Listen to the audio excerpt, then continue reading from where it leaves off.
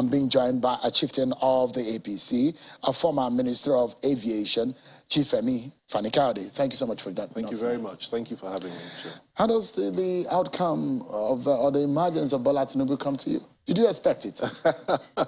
Well, it was a resounding victory for our presidential flag bearer, and it was a very, very keen contest. And of course, anybody that would be surprised by the outcome clearly would not have been following Bola Tinubu's history and the way in which he plays his politics. He was very effective. He did very, very well. He dotted all the I's, crossed all the T's, reached out to as many people as possible. And at the end of the day, he carried the day by quite a wide margin. And it didn't surprise me. But at the same time, I feel that the others also did as best as they could. It was a keen fight. But the best man eventually won, and we're all behind Asiwaju Bola Tinubu now. You were not a supporter of Tinubu in the race. I mean, but you don't have a choice now because now he's emerged as a party's flag bearer. Did you see him winning? Well, the point is that everybody had a preference, but I had immense respect for every single person that ran in that race. Every single one of them, I felt could do a good job for Nigeria. In his own case, I felt that given his experience and given the fact that he's been in this game for so long, he will do a good job for us as a flag bearer, and I believe he will win. I mean, he's tenacious and he's strong, he's focused, and he knows how to play the game. And I believe that he will provide a very effective response to the challenge of Vice President Atiku Abubakar. And I believe that he's going to do very, very well indeed. We will do very well. And of course, we will all be behind him, shoulder to shoulder, stand firm, stand strong against the enemy in the field, and we will win the battle in the end, by God's grace.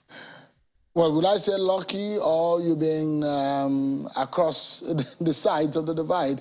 4 years ago, you were on the other side. Yeah, was it 4 years ago, 2019? No, not really. Well, just about 2 years ago or so. Yeah, you were on the other side. You supported Atiku Abubakar. 2019. 2019, you did. Yes. Now, you're now on this side. It's interesting how fate plays out in all of these things. Now, did you ever see yourself now working against an Atiku Abubakar? Because you will be working against him. We will be working against him in a very decisive and forceful way. And I have absolutely no regrets about that.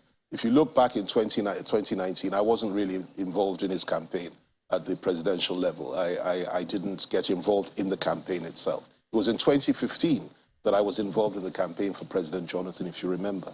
But this time round, we're on opposite sides with to the PDP, and I'm on the opposite side to Vice President Atiku. And I'm supporting President-to-be Bola Tinubu, and we're going to win. And you know, believe me, it'll be a very tough fight. Atiku cannot be underestimated. Those that say it'll be a walkover, I always look at them and say, look, obviously you don't know politics, you don't know Atiku. He's a formidable candidate, a very strong man, a very focused man, an experienced man, and you need to respect that. And he has an excellent team of people around him. But I believe with the nature, the tenacious nature of Asiwaju, with the people around him, and with the party, the governors, the president, and everybody else behind him, in unity, in strength, and in power, I believe that we'll be able to defeat him. It won't be easy. It'll be a tough fight, but I believe we'll prevail in the end. Your former principal in cabinet. Vice president, yes, well, I was in cabinet. As minister. My principal was the president of the Federal Republic, President Olusegun Obasanjo. And of course, he was also my boss. Yeah. Vice President Atiku was a very key member of that administration. I'm proud to have served in that administration. And I believe strongly that Vice President Atiku at that time did a lot of good things. That government did a lot of good things. But times have changed now. This is 2023, not 2005 or 2006. It's a new ball game, new players on the You don't think he has the capacity to rule this country? Who? Atiku Abubakar. I don't think he ought to rule this country at this point in time. I think that somebody else has come in who is infinitely better. I think the party that he's leading is a party that is not what it used to be. I think it's a party that has a lot of internal contradictions, which we will address at the time of the election itself. And I believe that he's a candidate that really his time has passed.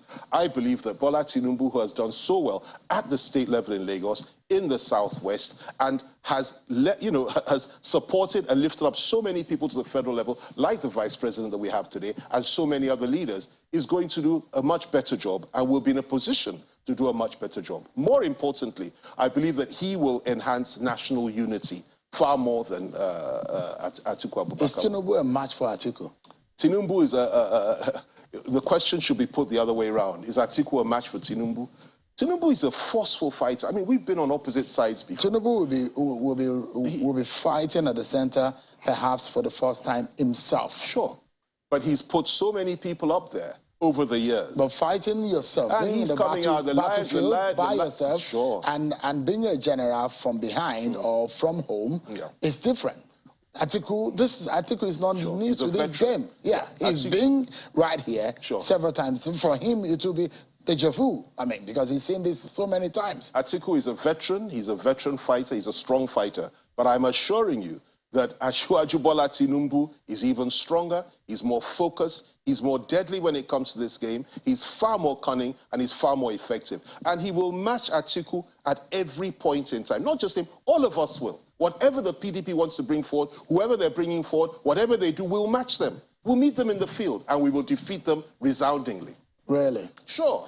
And the figures on 2019, are you looking into that? This Muhammadu Buhari will not for the first time be on the ballot. Sure. And APC, like an orphan, will be left without the man with 10 million votes or 8 million votes. Luckily, that man is still very much alive and will be alive at the time. He'll be campaigning vigorously in his base and throughout northern Nigeria, throughout the country, for Asiwaju. Not only that, that man has lieutenants who are governors and party leaders all over the north, in Kanu, in Kaduna, in Yobe, in Kogi State, all over the north and in the south, that will follow him into battle any day, any time. And that man has endorsed Asiwaju Tinubu, who has a solid base in the southwest, a base that cannot be penetrated, a base that cannot be questioned, and he will have next to 16 million votes behind him of the people of the southwest who want power to come down to the southwest. That is what Atiku has to face this time around. That is what the PDP has to challenge, and they are not going to be able to match it, I assure you.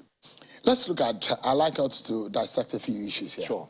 And one of those issues are those immediate tasks before Bola Tinubu. They're daunting. They're not going to be easy. Yeah. If you put up that illustration one more time. So these are some of the tasks before him. The choice of a running mate. From the permutations and what we are hearing, we understand that as it is right now, there are talks that Bola Tinubu might pander to the president's wishes on this. I might give him a chance of first refusal or allow the president to give him a choice which he may leave for. What's your take on that stand? Well, first of all, I am not aware of this, but if that's the truth, I really don't understand what's wrong with that. I mean, the president is the leader of the party. He's the president of the Federal Republic. He allowed a free and fair election. He didn't interfere in the primaries at all. It makes perfect sense to me for him to consult with the president, for the president, and for the president, if he so chooses, to communicate his own views and his own choices to the president, to our candidate. That makes perfect sense to me. I'm sure that other people will also do the same thing. But ultimately, the decision as to who the running mate will be for one man alone. That is our candidate, Tinubu himself, together with the leaders of the party. And I have no doubt that they will come... I'm not sure that's going to be straightforward. Well, because from the understanding that we're getting is the fact that, well, apart from the fact that Tinubu will respect Muhammadu Buhari very much, he also is thinking and is talking to the governors who made a lot of effort, especially the northern governors. You saw the role they played. They stood their grounds and said, look, this ticket is not going to the north. It must go to the south. And we understand that is the governor's role will make him go to the governors and also asking them to give him a list. Well, listen, let me tell you this. I'm actually fully aware of all that's going on in this matter. But I can assure you the president will make an input. The governors will make an input, the party will make an input, but ultimately the choice will be for Asiwaju to make himself. And he will make that choice, and then we will know who he will. And there are many, many people that are highly qualified for this, from the northwest, from the northeast, and also from the North Central zones. We understand that Northwest might be the preferred zone to pick from. Well, I don't know about that. What I will tell you, though, is that as far as I'm concerned, if I had an input to make, I would say the Northeast or the North Central, perhaps. There are eminently qualified people there. There's the governor of Yobe State, there's a Senate president. You go to the North Central, you have somebody like Yaya Bello, you have somebody like Governor Sani Bello. There are so many, simply because they have never had it. I mean, but then again, these considerations are all lean towards one thing. How are we going to win? Where do we play, where do we get our VP from so that we can win the race? I believe, honestly speaking, the Northeast really has a legitimate claim. The North Central has a legitimate claim. But ultimately, the decision will be for Asiwaju. And wherever he goes, whether Northwest, Northeast, or North Central, we shall win. We shall give it a good fight, and we shall win this election, by God's grace. Now, there are also the thinking, and I'd like to get your view, whether Nigeria of today can accommodate that kind of thinking. Is the religious balancing of the running mate. Muhammadu Buhari, a Muslim. Now, your party is having Bola Tinubu, a Muslim. There are those who think that to win election, it's more preferable, a Muslim northerner might be more acceptable in the north in winning election or the votes of the northern bloc. And those who think that Muslim ticket might be a tough chew. Do you see a Muslim ticket on the bill? Well, first of all, my view is that this is a decision that the candidate and the party has to make. Once that decision is made, we will now comment on it. For me, I've made my views clear behind closed doors about what I think ought to happen. But the decision is for the candidate. Whatever he decides to do, whether it's a Muslim ticket or whether it's a Muslim-Christian ticket, he must win. And I'll add this. We must ensure that we put forward a ticket that will, that will give us victory at the polls. So if it's a Muslim ticket, fine. If it's a Muslim-Christian ticket, fine. But whatever it is important that we win this election. And we must do whatever it takes. Many believe that a Muslim ticket will ensure that we win the polls, that we will ensure that we win the election. Well, it may be true, and we'll look at it when the time comes. Others feel that the religious sensitivities are such that we have to be careful about that. We'll discuss that issue, we'll see what happens, but ultimately it's his choice. Whatever he decides to do, we are going to go into the field and we're going to win, whether Muslim or Muslim-Christian. But there are some very, very, very good people in the Northeast and the North Central who are qualified for that job. And I don't think religion should be a barrier to that. I really don't believe you think so? No, you think capacity and religion, I believe, the religion should not be... I understand the sensitivities. I've argued it on several occasions, and I know how people feel about this. Sometimes, though, we need to take emotion out of this. Sometimes we need to look at what I call real politics and do whatever it takes to win an election. We just had a convention. We had two Christian pastors, one, the vice president, who is a pastor, and Pastor Tunde Bakare, who are running in those primaries, and neither of them won the election. Meanwhile, you had almost about 1,000 Christians that were voting. Nobody voted along religious lines in the primaries of our party. So when it comes to the general election, yes, it's a much more pronounced issue. When you look at what's happened over the last few years, there are religious sensitivities. People are very sensitive about faith, matters of faith. But there are ways of balancing. For example, let me give you an example. If you have a president, a Muslim vice president, you can also say perhaps you could have a Christian Senate president, a Christian Speaker of the House, and a Christian SGF. I'm not advocating that. I'm simply saying that is a possibility. I'm not saying I support that. I'm simply saying it's something that we could consider. No, because if that is the decision knowing your own stance, and you have a very strong stance on the issue of faith, and how one faith should not override the other. You've expressed these views severally. On several occasions. Yeah, and for those who believe that, well, if there are considerations that, well, it's looking so much that we have very strong Muslim contestants or candidates in the race from across the political parties. APC, a Muslim. PDP, a Muslim. Now, the question is, we are in a heterogeneous society.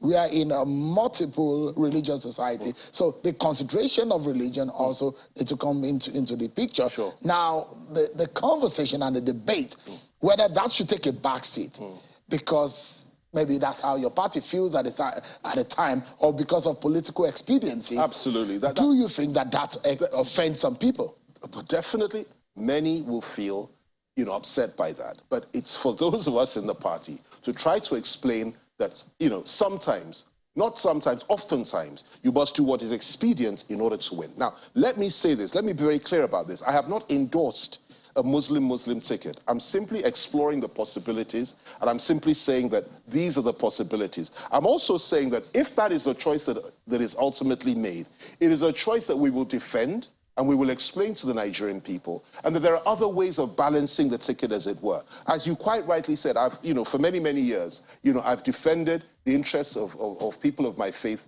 in this country, in the politics of this country. And I'm not about to throw it out of the window today for any reason whatsoever. No, not even for a victory at the presidential level. There are over 50 million Christians in this country, well over, who ought to be represented, who ought to feel comfortable, and who ought to believe that they have a role to play. What I'm saying, though, is that insisting on having a vice president, you know, Christian vice president, may not be what is absolutely necessary to make Christians feel comfortable. There are other ways of ensuring that we have strong Christian representation, and we have, you know, we allay the fears of Christians, and we support Christians in this country. There are many ways of doing that. You know, that is all I'm saying, and we need to look at this. And I'm sure when this decision is made, whatever decision they arrive at, we will now try to explain it. I've made my own inputs at the relevant quarters on this issue, but whatever it is they decide, we will explain it, we will defend it, and we'll go to the field with it, and we will win. Just in a few days that your party must do it. It's not a matter of... Sure, it's just a few days. Yeah, sure. So you have to do that. But let's take a breather. And when we come back, hoping that Governor Nasir El-Rufai might be able to join us. He was one of those who stood their guns that a Southerner must be a candidate of the APC. We might be getting his view right here as much as we can, able to connect with him. We'll take a break, everyone, and we're looking at the postmortem of the APC presidential primary and the task before the running, before the flag bearer and the ruling party. Stay with us, everyone. We'll be right back.